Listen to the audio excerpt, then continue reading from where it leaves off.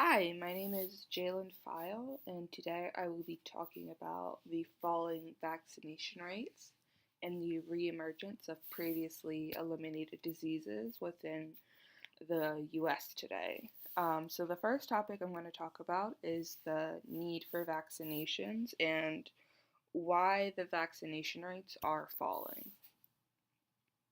So, vaccines are one of the most effective ways of disease prevention, despite overwhelming evidence of effectiveness and the safety of vaccines. People in the US and Europe are reluctant to receive recommended vaccinations. Many also reject any vaccinations at all. The World Health Organization, also known as WHO, named vaccine hesitancy as one of the top 10 greatest threats to public health currently. And then here are some reasons of why people are so mistrustful of vaccines. So, a lot of people believe vaccines cause autism. That is probably one of the biggest ones, and it is completely false. Multiple studies and experiments have been done to show that there's no link between vaccinations and autism. People also have a tendency to believe measles, mumps, and polio and other vaccine preventable diseases are not that bad. But in reality, the children will get seriously sick from these diseases, hospitalized, and a lot of them will die because they are unvaccinated. Vaccine people also believe vaccines cause illness, and that is again false. You are injected with a weakened form of a live virus, so which makes it biologically impossible for you to get infected from the vaccine. And that also goes from the flu vaccine too. You don't need to be vaccinated because others are. So this is false, but it's also kind of true. Herd immunity does work when the the vaccination rate for the entire population is at least 90%. And then within that population, the vaccinated people will protect the unvaccinated people.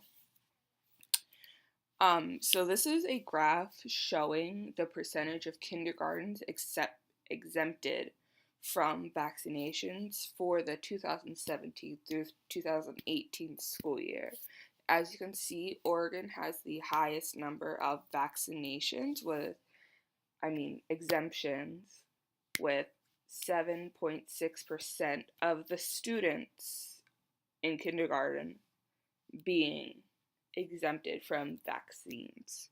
And then, as you can see at the bottom, PA, which is where we live obviously, is at a 2.8% of exemptions for vaccines.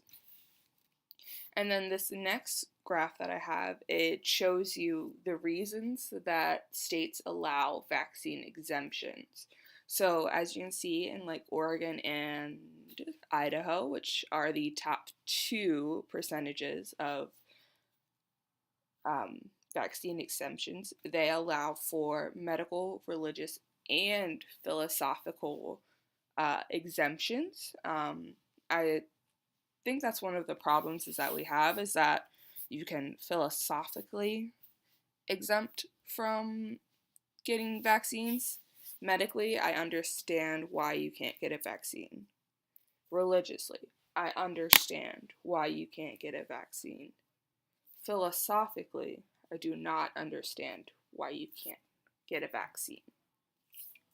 So all of these vaccine exemptions and hesitancies and just flat out denials of the vaccines is causing disease reemergence. And one disease specifically that I'm going to talk about is the measles. This is NBC Nightly News with Lester Holt. Good evening and welcome to our viewers in the West. It is hard to believe, but we're witnessing the clock turning backwards. The measles, a disease we thought was wiped out 2 decades ago, now surging to its highest level in 25 years, driving the tally of cases nationwide to 695. Hard-hit New York, one of several states reporting new measles cases tonight. Misinformation leaving too many people unvaccinated against a disease that can leave victims at risk of serious complications long after they've recovered. Our Ann Thompson has details. Measles, the most contagious disease in the world, spreading in hotspots around the country. This week, new cases in California, New York, and New Jersey. One of the things that the anti-vaccine movement has been doing is portraying measles as a benign illness or nothing more than a rash, and nothing could be more further from the truth. Ariel Luke knows that all too well. 4 years after her son Mobius got the measles as an infant, too young to be vaccinated, doctors told her to be on the lookout for any signs of SSPE, a deadly nervous system disorder. Being scared for years that your kid is going to die out of nowhere is terrifying. SSPE is a rare but long-term complication of the measles virus, mostly affecting those who get the disease in the first year of life. The way it manifests is sharp declines in behavior and cognitive function, eventually seizures, complete loss of motor functions. It's practically 100% fatal. It can show up a decade after the measles disappear. There are other issues too, potential hearing loss and recent evidence showing the measles suppresses a patient's immune system for up to 3 years. Tonight, the concern spreading after 2 California universities each had someone with measles on campus. Now fears unvaccinated students could be at risk. So, Ann, we know that children are at risk. Are there other populations that are particularly vulnerable? I think one of the most disturbing things, Lester, is that here in New York City, there are 2 pregnant women who've contracted the disease, and the CDC says that puts them at risk for premature births and possible low birth weights. And so it's not something to mess around with at all. We continue to learn more and more about it. Ann, thank you very much. So just a summary of what they said in the video is there are new measles cases reported almost every day. The total cases for this year is 695 cases. This disease was considered eliminated in the U.S. in 2000. That's when it was declared. Most of the cases have happened to unvaccinated children, but some adults are still at risk, such as, like they said in the video, pregnant women. As the cases rise, doctors are concerned about the long-term effects of the disease on the children. SSPE is a deadly neurological disorder that can show up decades after the child or whoever has measles. And then there's also the immune suppression, which is good for nobody, obviously. And then these are some of the current numbers on the measles outbreak. So as you can see, in 2019, we are sitting at 695 cases, which just blows my mind. And that is of April 24th, 2019. So we have already beat out 2014 with 667 cases.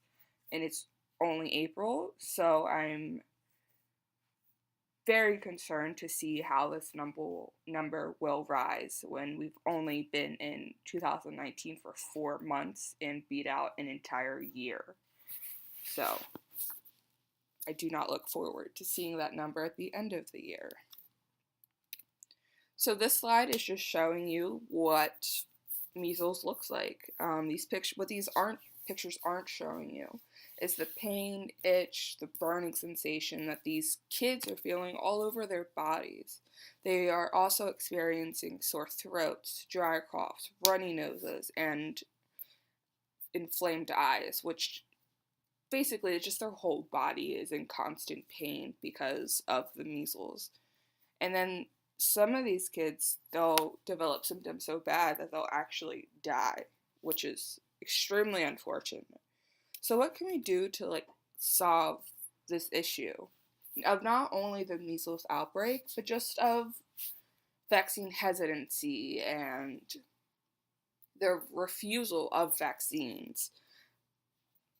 So there's no easy solution to solving vaccine hesitancy, which is the biggest issue at hand. one of the biggest issues is that there's a lack of information and abundance of false information regarding vaccines. And then herd immunity does work, but not enough people are actively being vaccinated for it to work. And then we need a solution that will satisfy all parents and guardians. Unfortunately, this won't happen, but we can find a solution for the majority of people.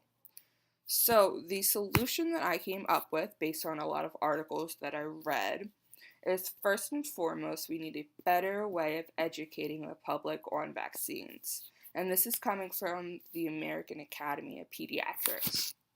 We also need laws in place that protect the public from these preventable diseases. I think we need a federal-wide law that makes it mandatory for children and adults to have their vaccinations, especially when entering public schools, because that's a lot of the times that is where these diseases are going to be spread. And then you should also only be exempt from vaccinations for religious reasons. All other exceptions should not occur.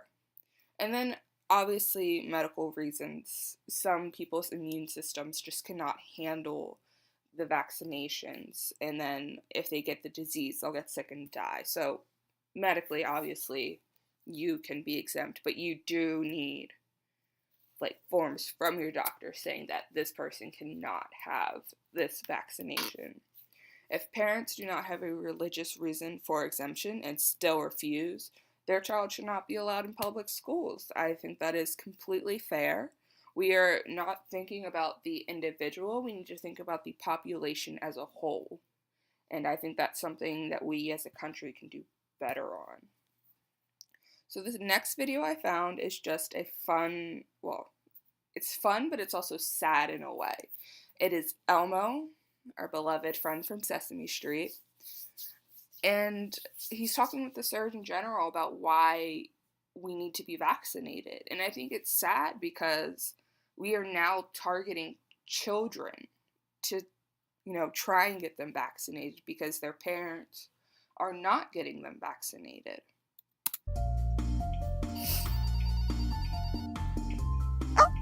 Hi, Dr. Surgeon General, Vice Admiral Vivek H. Murthy, MD, MBA. Hi, Elmo. You can just call me Dr. Murthy. Oh, okay. What are you up to? Oh, well, Elmo's here for a checkup. Yeah, Elmo wants to be strong and healthy, but Elmo's a little nervous. What are you worried about? Well, Elmo's worried about getting a shot. Why does Elmo need a vaccination anyway?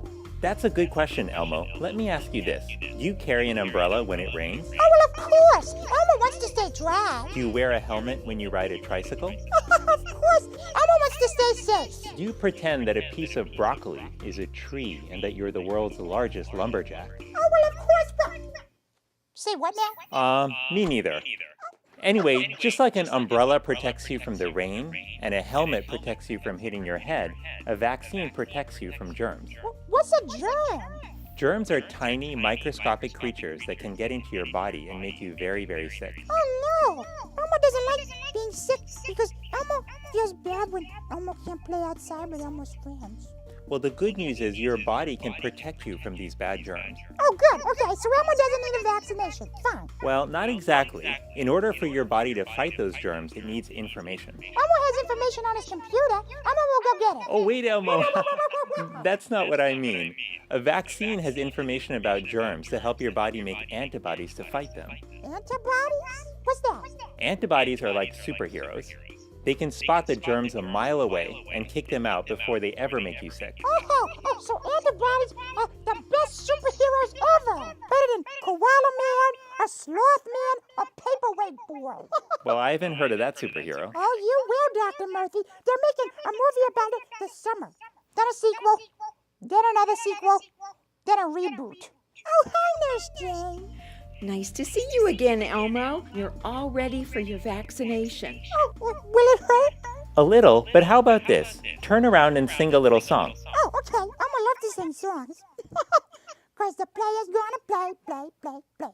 And the haters gonna hate. And the do-do-do-do-do. Okay, Dr. Murphy, let Elmo know when it's happening. happened, okay?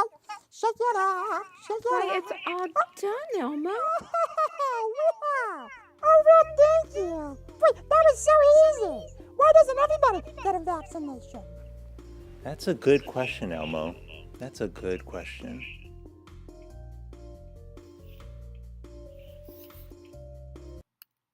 Some more educational material that I found online is a great website from the CDC about the different vaccines that are needed at the different stages of life, and that is geared towards parents, but it is also kid friendly.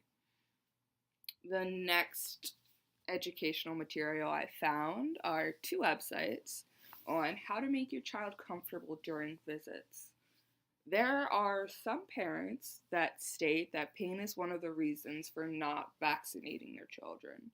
And while I obviously think that you shouldn't put your child in pain for any reason on purpose, your kids need to be vaccinated. So here are 2 websites from the CDC again that just tell you how to make your kid a little more comfortable, because it is painful, but it is so necessary for them. The third website I found is a Q&A website provided by CHOP on many of the common vaccines that there are. There's one for, there's polio, there's measles, there's the flu. So there's so many different ones in there, but it is a great overall resource when starting your research journey into vaccinations. This next one is just a video made by the CDC again, showing how vaccines are made, the journey vaccines take, and why they are safe for your child. It's a great video, highly recommend everybody watch it. And then these final ones, these are just some infographics relating to the serious vaccine preventable diseases. So they give you symptoms, they give you disease outcomes, and it's honestly all just really scary what can happen if you don't vaccinate. And then that is the end of my slideshow. Thank you guys for listening, and I'm excited to see what you guys say about the topic.